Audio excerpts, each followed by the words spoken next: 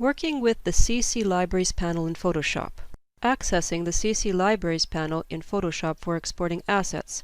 Learn how to work with the CC Libraries panel to create a library and export items into the library. Discover what can and cannot be exported to other Adobe desktop apps. In this segment, we will now start using Photoshop and the Creative Cloud Libraries panel to add assets to the new library. Later, if you want, you can use this library for another project or in another Adobe desktop app like Illustrator or InDesign. The workspace that I am using for this segment is the Essentials, as I want my Tools and Libraries panel visible, along with other panels that will assist me as I collect assets from a file. Some other panels found in the main menu under Window you should add for this lesson to create a custom workspace are Extensions Adobe Color Themes, the Styles panel, the Brushes panel, the Brushes Settings panel, the Character Styles panel, and the Paragraph Styles panels.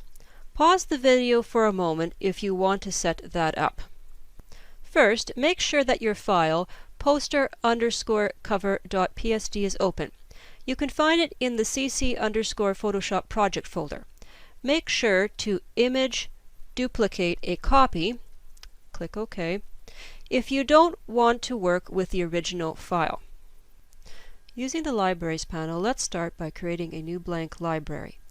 As you can see, I have a few libraries already created for other projects. In the drop-down menu, choose the plus symbol, Create New Library.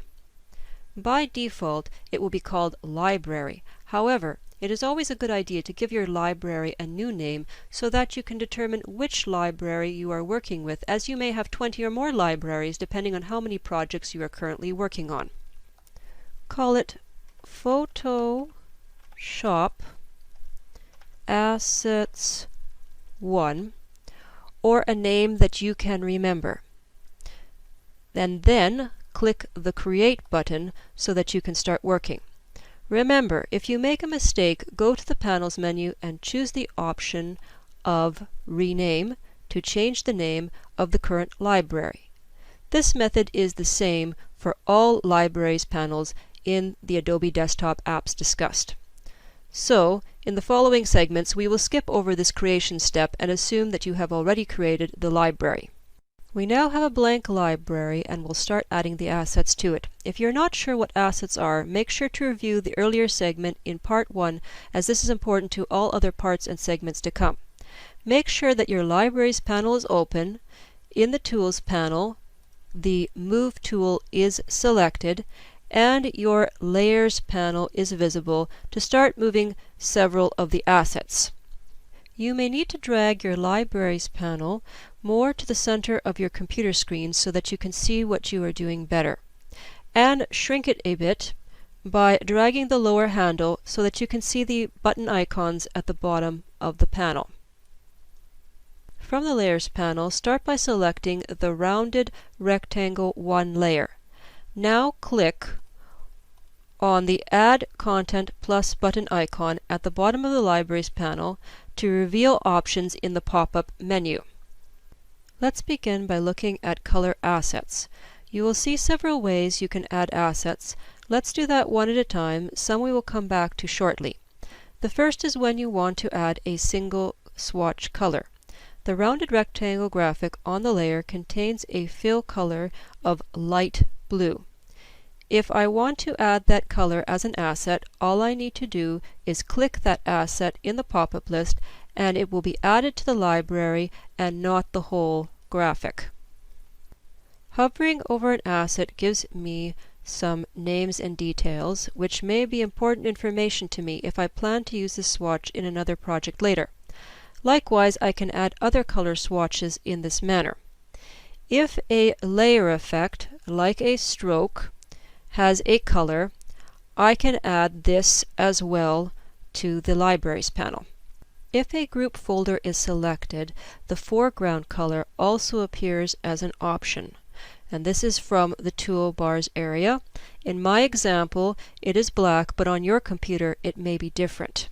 This is not the only way you can add colors to the Libraries panel. in the Tools panel, make sure that the Move tool is selected. Click on the Swatches panel to select a color, and then use the Move tool to drag a swatch into the library. The newly designed Swatches panel has additional color group folders you can look through and then drag more color swatch assets to your library. Now let's look at color theme assets. Another way to add color assets is to use your Adobe Color Themes panel.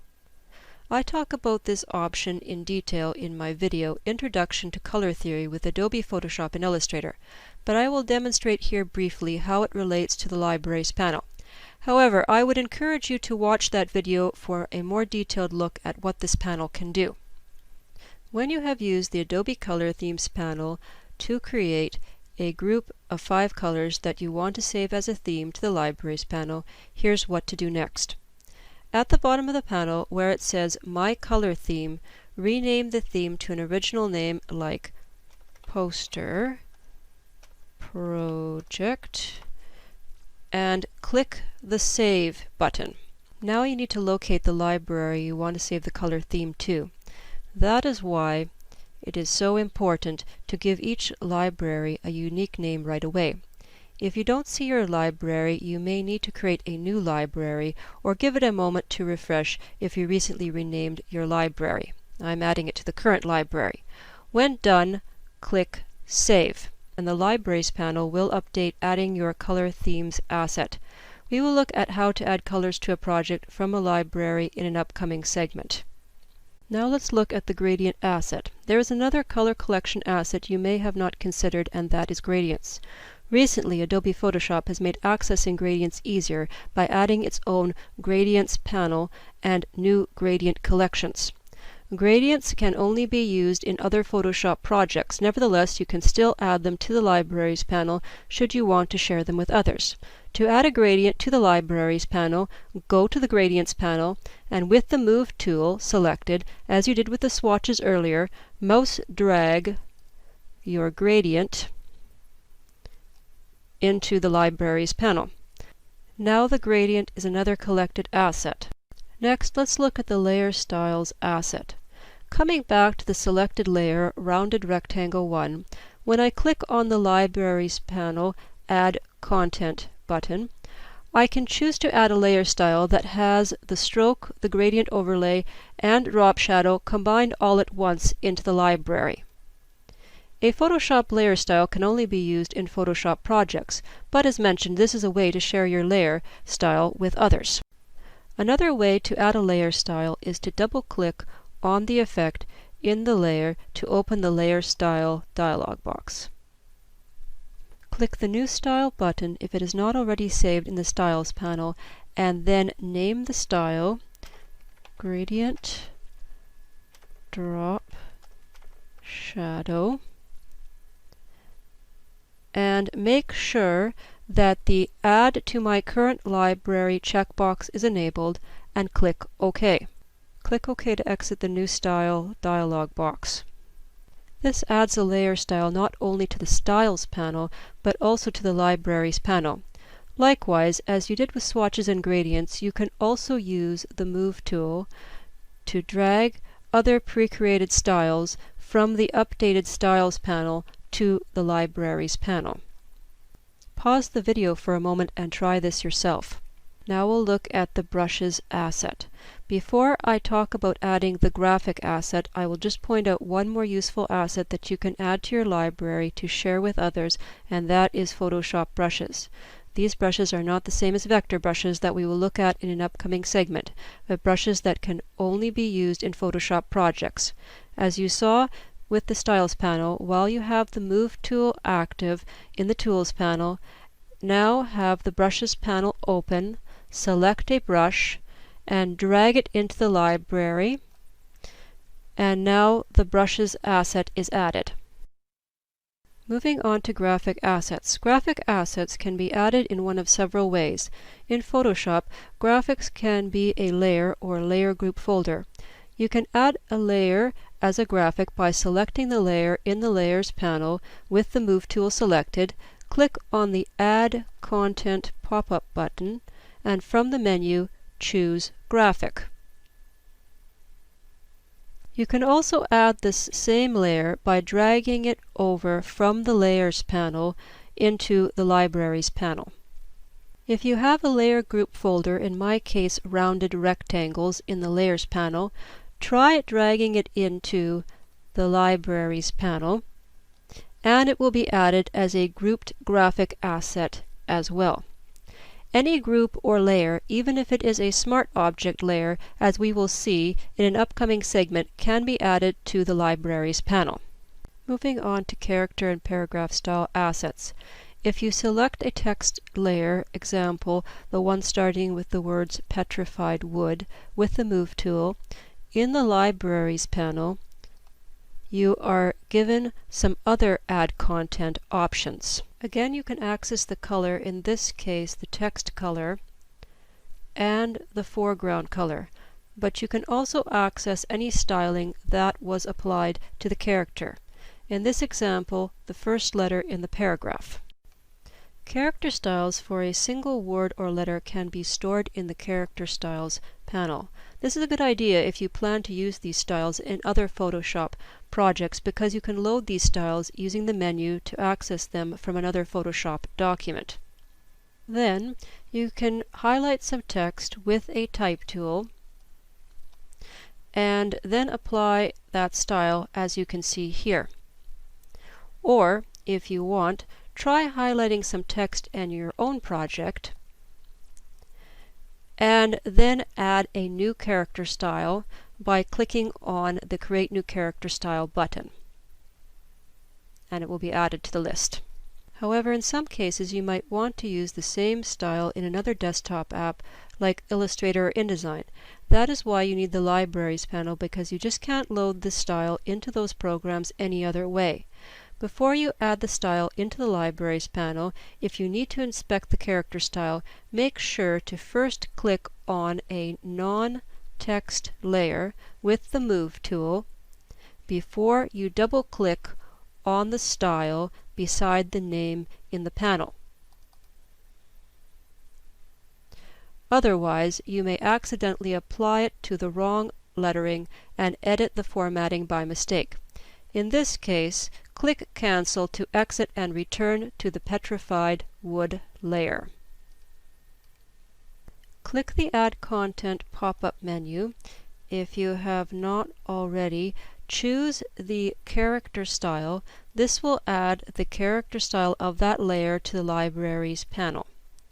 And you can now use that style in Illustrator or InDesign for another project. Now, it would be nice if you could just as easily repeat these steps with the Paragraph Styles panel, but unfortunately in Photoshop you cannot. You can load or save paragraph styles from Photoshop to another Photoshop document using the Paragraph Styles panel option menu to load the style, just not via the CC Libraries. Even paragraph styles that come from Illustrator or InDesign will be grayed out and inaccessible.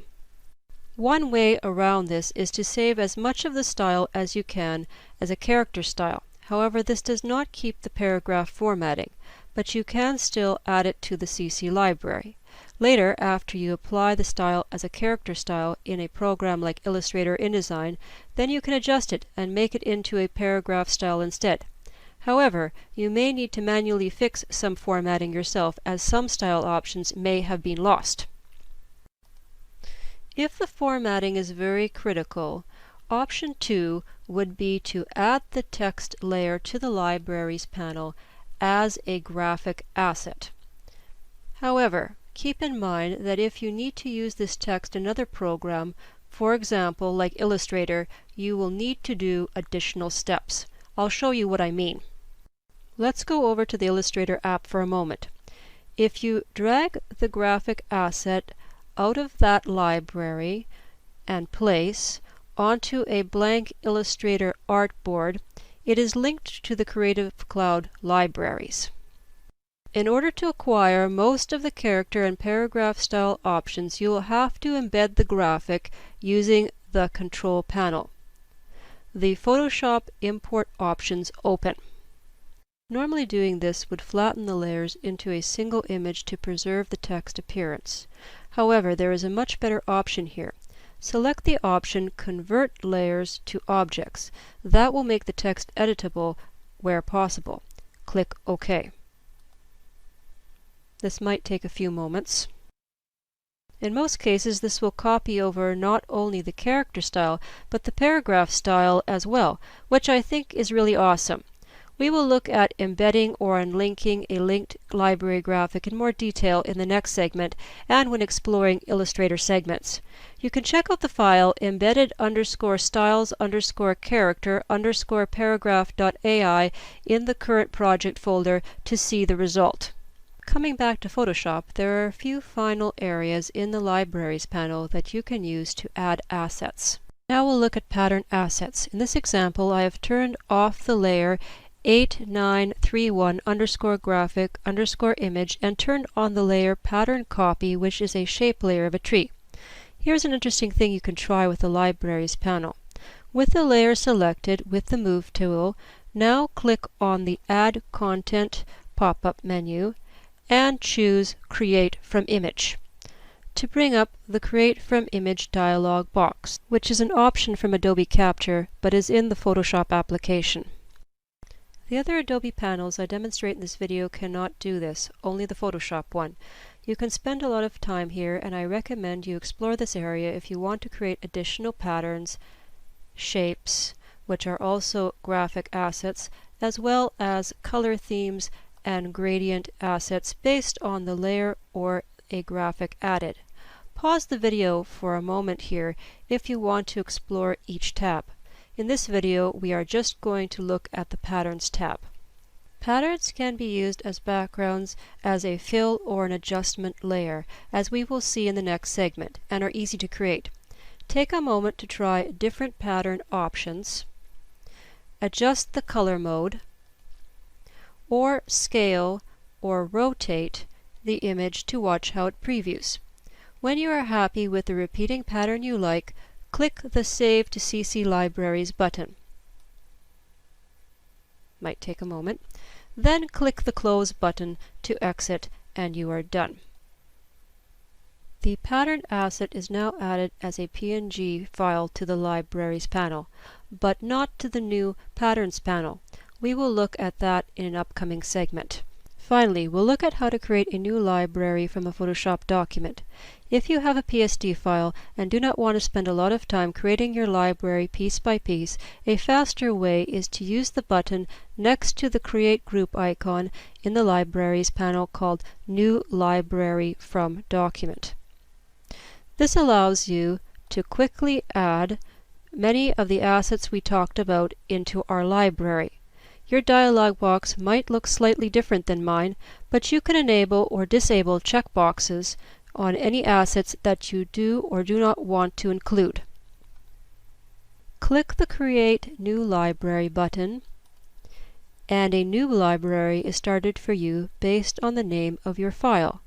In my case, poster_cover copy, which I could rename if I wanted to from the menu by choosing Rename from the panel's menu. And I can do that. I can add a 2 to that and click Rename. To finish off the segment, try grouping your assets in the new library. Instead of View by Type, choose View by Group. Currently the assets are ungrouped, as mentioned in an earlier segment. Create your own groups using the folder icon in the Libraries panel below, or Auto Group by clicking on the Auto Generate Groups for me. Here is the result of Auto Generate. My assets are now organized, or if I prefer, I can always return to View by Type. You've now seen how you can add assets to a Creative Cloud library using Photoshop. Close and save your file if you plan to review it after the video. In the next segment, we will look at how to access assets from the library that can be used in a Photoshop file on various layers.